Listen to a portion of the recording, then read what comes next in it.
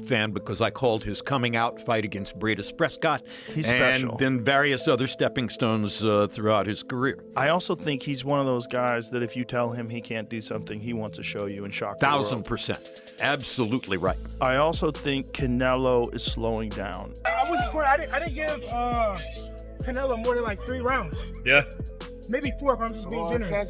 You know, becoming the first undisputed world champion in the 4-belt era in 3 different weight classes. Really, and the way he did it, and you know, the class that he showed. Joe Rogan reacted to Terence Crawford's win over Canelo Alvarez, emphasizing how Crawford thrives when doubted. He explained that criticism only fuels Crawford's determination to prove people wrong. Rogan highlighted Crawford's slick style and sharp striking, which allowed him to display his power on the biggest stage. He believes this victory secures Crawford's place as one of the most skilled fighters in boxing today. Bond Hill tweeted, "I'm now convinced Crawford would beat any version of Floyd Mayweather." This bold claim reflects the high regard for Crawford's latest performance. Defeating Canelo has elevated his legacy, leading many to believe he could surpass even the undefeated Mayweather. Crawford's dominance across weight divisions and his adaptability in the ring show why this belief is gaining momentum. That, because again, you're talking about somebody who is stubborn. And for sure. Who wants to prove everything he can prove. 100%. I agree with that too. But I think in boxing and certainly in MMA, there's a certain amount of years where a fighter can keep the RPMs up. And, you know, when they're in the red line, and there's some people subscribe to the idea of 9 years. There's 9 years is the most that a elite fighter in MMA has performed at their prime. I think that's a bullshit number because I think it's entirely dependent upon lifestyle, nutrition, discipline, physical attributes. There's a lot of factors. George Foreman won the heavyweight championship of the world in boxing at age 45. True, but he took... Gareth, speaking as a commentator, praised Terence Crawford for delivering one of the greatest performances boxing has ever seen. He noted that Crawford not only moved up 3 weight classes to face Canelo, but also entered the fight older and after more than a year out of the ring. Despite these challenges, Crawford displayed mastery, skill, and composure that few fighters in history have shown. Gareth stressed that fans should recognize this as a once-in-a-lifetime display of greatness, proving Crawford's ability to overcome every obstacle and exceed all expectations. Shakur Stevenson wrote on X showing respect to Canelo, saying many fighters avoid facing great opponents, but Canelo never backed down and put everything on the line. He called Canelo a legend, highlighting that greatness is not only about winning but also about taking risks against the best. We said that this is a game of IQ. There's going to be movement within the fight. You're going to have to answer different types of questions and bring different types of game plan. Crawford did that. He was able to do it backwards. He was able to do it forwards. He could trade in the pocket, catch the stuff, and then counter. He was absolutely magnificent. Listen, I know this is raw and we've only just walked out the stadium, right? 10 minutes ago. And when the dust settles on this, we'll probably have better answers and better thought processes. And I'm sure people watching this will get stuck into the comments and maybe say what I'm about to say is quite outlandish. That might be the single best performance that I have ever witnessed live. It was absolutely tremendous. You've got to take into consideration the weight jump. This is a man that was champion at 135, 140, 147, and obviously recently at 154. But let's be honest, he even jumped up to 154 pounds for that. To go then up to 168 and take on the former pound-for-pound #1 king on a Mexican holiday weekend in Las Vegas and managed to beat him on the cards when the judges tried to do him, mate, it is out of this world what Terence Crawford just did. And he needs all the flowers in the world. He needs all the praise in the world. And I don't think you're wrong, mate, by saying he's the pound-for-pound #1. It's an ever-moving list. That performance alone deserves to put him right at the top of the chip. Yeah, he's become... There's an argument that he becomes an all-time great with that performance, like you say, because the majesty, the poise, the presence all week, the pinpoint accuracy of everything he did in there, to the fact that in the end Canelo was frustrated and knew he couldn't do anything to Crawford, and he started... Visibly frustrated, wasn't he? No, visibly frustrated that he started to do a weird kind of showboating because he didn't have any answers for what was happening and unfolding in front of him. I think Terence Crawford has rubber-stamped himself as an all-time great tonight, and I want to revise a view on him I wondered whether he would have been capable of beating Floyd Mayweather at welterweight. Oh, you're going for it now, And, and I think, yeah, we got to. Paulie Malignaggi emphasized that Crawford had achieved something historic. Becoming an undisputed champion across 4 divisions is rare, and the way he accomplished it against Canelo stood out. Malignaggi compared Crawford's dominance to Floyd Mayweather's reign in his era, calling this the start of Crawford's own era. His perspective showed that the victory was more than just a win. It marked a shift in power, establishing Crawford as the defining figure of this generation. Has had an amazing career against a lot of very good fighters and world-class fighters, and honestly has barely lost a round. When you look back at Bud Crawford's career, there is something really special. It's one of those things now, because now I've now seen back-to-back generations of Floyd Mayweather and Bud Crawford, and man, you know, it's one of those things where now I understand why the people that lived in the Ray Leonard era say, you know, oh, wish we could see Ray Leonard against Mayweather, and how that would be. Because it just leaves such an empty feeling when you have such special fighters that were in different generations, and you saw both of them. You know, I saw the entirety of the Mayweather generation. I saw the entirety of the Bud Crawford generation. Just incredible. Really, really incredible. And I know Mayweather gets a lot of hate, but for me, he's a tremendous, tremendous fighter. And Terence Bud Crawford is in that realm as well. And it's a fight we'll never get to see. So what are we going to do? You know, it'll be up to the fantasy fights, you know. But let's get into it, man. I want to get into the undercard as well and some of my thoughts on the Netflix show. But let's get into the main event first. Crawford really boxed very, very well, very, very intelligently. The question mark was what happens when Crawford gets hit cleanly. I'm not sure he got hit cleanly at the whole fight. You know, he got hit with some partial shots. Some shots landed cleanly, but by the time Canelo started landing anything cleanly, I think he was hesitant because he was getting countered so much that he was taking some of the steam off the shots in order to hope to be more accurate. Because even late in the fight, there were a couple of shots. Devin Haney's sharp reaction captured just how dominant Crawford was. He dismissed the notion that Canelo had any real control in the fight, saying he couldn't give him more than 3 or 4 rounds at best. Haney's remarks served as both an assessment and a challenge, reinforcing how clear Crawford's victory looked and suggesting that even one of boxing's top young champions no longer viewed Canelo as the untouchable force he once was. I didn't give Canelo more than like 3 rounds. Yeah. Maybe 4 if I'm just being generous. Can't get away from this Maybe fucking 4. crowd. Are you shocked or not? Hey, right here to my left. Are you shocked or not? No, I'm not shocked. I knew that if you... A fan tweeted, "True competitors are all champions. There is no loss in the pursuit of sincere glory. Thank you and congratulations to Terence Crawford and Canelo Alvarez. The warrior spirit won tonight." This message reflected respect for both fighters, showing that true greatness is measured not only in victory but also in courage and dedication. Bill Haney said Crawford's dismantling of Canelo was even easier than his win over Errol Spence. He claimed he had predicted this outcome, stressing Crawford's greatness. His viewpoint underlined how effortless Crawford made the fight look despite Canelo's pedigree. By comparing it to the Spence fight, Bill highlighted Crawford's growing ability to neutralize elite opponents, making each win appear smoother and more decisive than the last. You guys knew what was going to happen. You were in denial. That shit looked easier than Earl Spence. Did it look, huh? It's a brilliant performance. Brilliant performance. Man. Shout out to Team Crawford, Bo Mack, and that whole team, man. You know what I mean? Where'd you rank him all-time list after that? I mean, put his face on Mount Rushmore. You get what I'm saying? He deserves his place, for sure. Did you score it, Bill? Yeah, I scored it a lot for Crawford and a very little for Canelo. If any. I don't know. 116, 112? I don't know. I mean, I could pick one or two. I could pick 1 or 2 in there or something like that. I know it's straight after the fight. But do you want to see Crawford go out on that, or do you think there'll be a rematch? I don't hear a bunch of parties going on.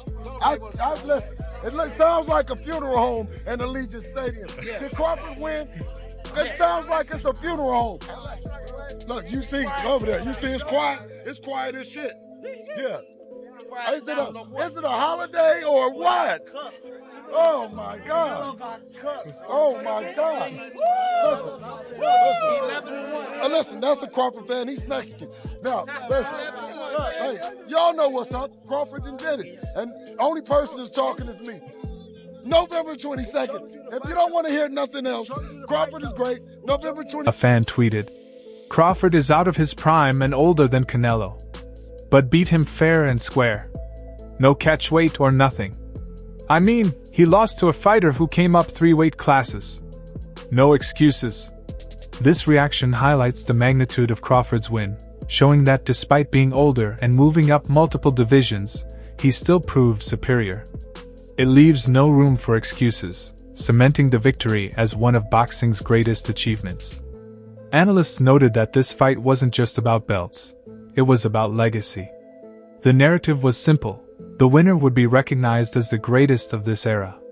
With Crawford's triumph, he claimed that crown decisively. Analysts emphasized how Crawford executed the game plan, shutting down Canelo's strengths while showcasing every tool in his arsenal.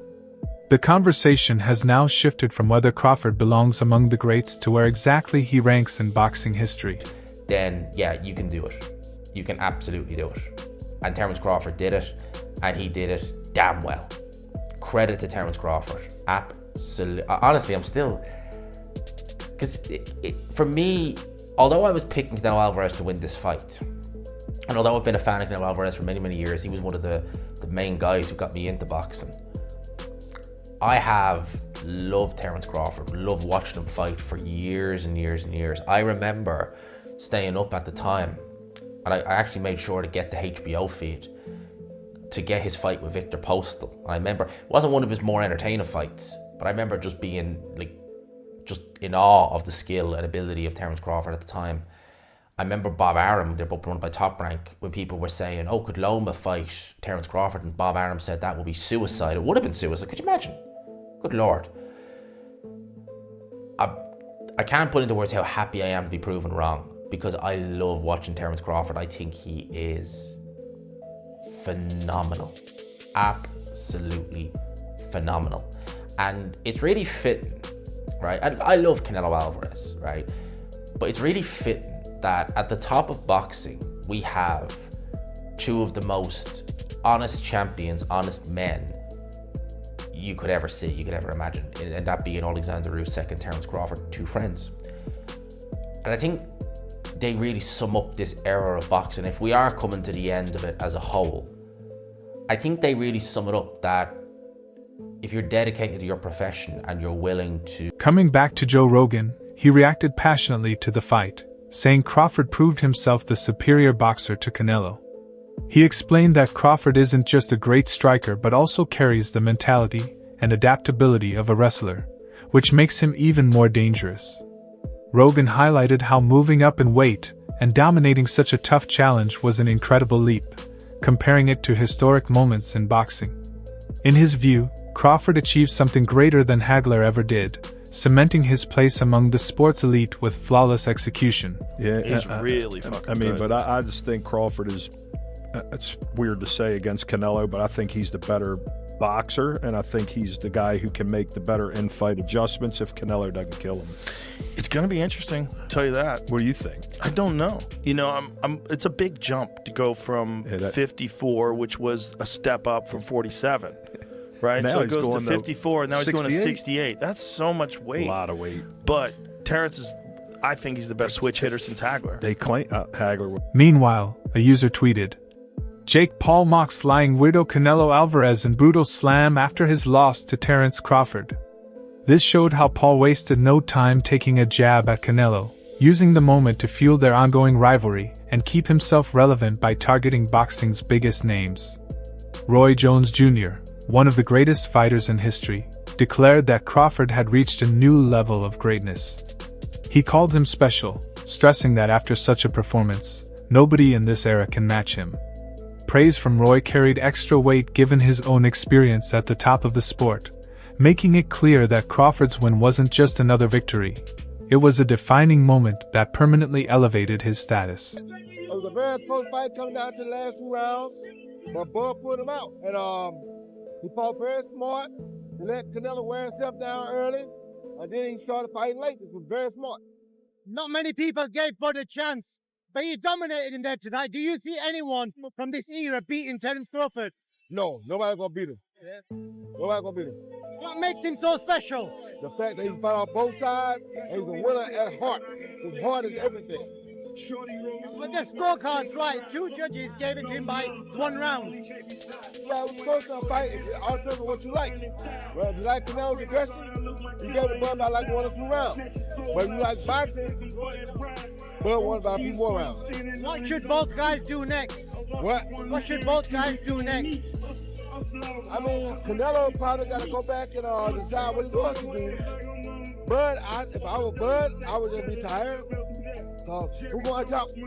Jai Opetaia admitted he wasn't surprised by Crawford's victory, explaining that he already knew the determination and potential Crawford brought into the fight. For him, Crawford's willpower combined with his skill made the outcome inevitable. Opetaia's comments showed how fellow fighters recognized the depth of Crawford's drive, proving that his mental toughness was just as vital as his physical abilities. How did you have it? I had him up, like, convincingly. Awesome fight. Hey, science of the sport. This guy adapts. I knew it. How did you know he was going to win? Why? He's got too much ammunition. You know, southpaw, orthodox, on the back foot. That's what changes good from great is knowing how to adapt. You know, back foot, front foot, that's the difference. Devin Haney said he wants him to retire after that. Do you agree with that? Devin Haney is Devin Haney. You know, where is he? You know, what's he doing? So, what do you think of it? Do you want Crawford to retire or you want him to continue? Hey, he's doing well. So it's been good. Johnny Fisher's reaction reflected a sentiment shared by many. He questioned why people rush to retire fighters like Crawford after such brilliance, calling the clash a generational great fight and insisting Crawford still has more to offer. His words resonated with fans who felt it to end too soon. Instead of focusing on retirement, Fisher shifted the conversation to how much more Crawford could still accomplish. Etched himself in boxing history right now, and to go up to them 2 weight divisions, unbelievable to do it. Someone like Canelo, I've never seen Canelo have that body language at the end of a fight where he's shaking his head. So credit to both men. Would you like to see Canelo retire now? Yeah, of course. I think Abdul Shiraz is knocking on the door to fight Canelo. You don't think he should retire now, Canelo? No. He's up to him. That's his own personal discretion. He's making millions and millions of dollars, and he will continue to make millions of dollars. He's not been destroyed. He's not concussed. He's just Big John shouting out some. Yeah, it's all about himself. That man. Devin Haney said he wants to see Terence Crawford retire now. Do you agree? All the people are saying retire. Why are we trying to retire these great fighters before their time? If they're enjoying it and they're fit to do it, let them continue. Why are we trying to get rid of them? A fan tweeted that Canelo remains one of the best despite his losses to Mayweather and Crawford, showing respect for his legacy and recognizing his greatness even with high-profile defeats. Meanwhile, Crawford's rise through the weight classes stands as one of modern boxing's most remarkable journeys. Starting at 135 pounds, he has quite like him. His ability to move up in weight while maintaining speed, precision, and power shows unmatched versatility. This achievement alone cements his place in boxing history, proving he's not just great in one division, but across the entire spectrum. Alvarez by unanimous decision. Terence Crawford does the impossible by becoming the first boxer in history to be undisputed in 3 different weight classes, 140, 147, and 168 pounds. He started out as a 135-pound champion and made it all the way up to 168 pounds, beating the undisputed champion Canelo Alvarez, who's one of the greatest fighters of our generation. Tonight, Terence Crawford looked stronger, looked faster, he looked like he had higher IQ. He was just dominant the whole fight. His natural counterpunching instincts and just fight awareness, fight IQ, he did everything perfect. Like I predicted, Terence Crawford was going to give him problems and Canelo was going to get frustrated, but I didn't think it was going to be that dominant. Every time Canelo threw one punch, Terence Crawford hit him with 3, 4, 5 blistering hard shots. Terence Crawford will go down as one of the top 5 pound-for-pound best fighters in the... Crawford's performance against Canelo will be remembered as a true masterclass. He dismantled a fighter celebrated for strength, timing, and durability, and made it look effortless. Every round showcased superior level, This masterclass stood as the ultimate statement of his greatness. So the first fight announced is Lamont Roach versus Isaac Pitbull Cruz in December 2025. Roach, he obviously deserved the Tank rematch, but Tank instead he's taking the Jake Paul fight. So Roach, he's gonna stay active and take on Cruz. And who knows, the winner of this fight, they probably should get Tank next. Next fight, Errol Spence versus Jermell Charlo is being negotiated for early 2026. All the details are still being finalized, but both guys making their return after 2.5 years. Charlo since losing to Canelo, Spence since losing to Crawford, and this is a great rebound test for both guys. Next fight, Naoya Inoue versus Alan Picasso for December 27th in Riyadh, Saudi Arabia. Inoue making his Saudi debut, and that'll be his 4th undisputed fight this year. Obviously, he's got to get past Murjan Akhmadaliev this Sunday, but if he can get past Akhmadaliev, it sets up the Picasso fight in December. Also on the co-main event of the Naoya Inoue card in December will be Junto Nakatani. He'll be making his 122-pound debut against a top contender. And the plan is if both guys win their fights in December, they'll fight next May in Japan for... So, that's it for today's video.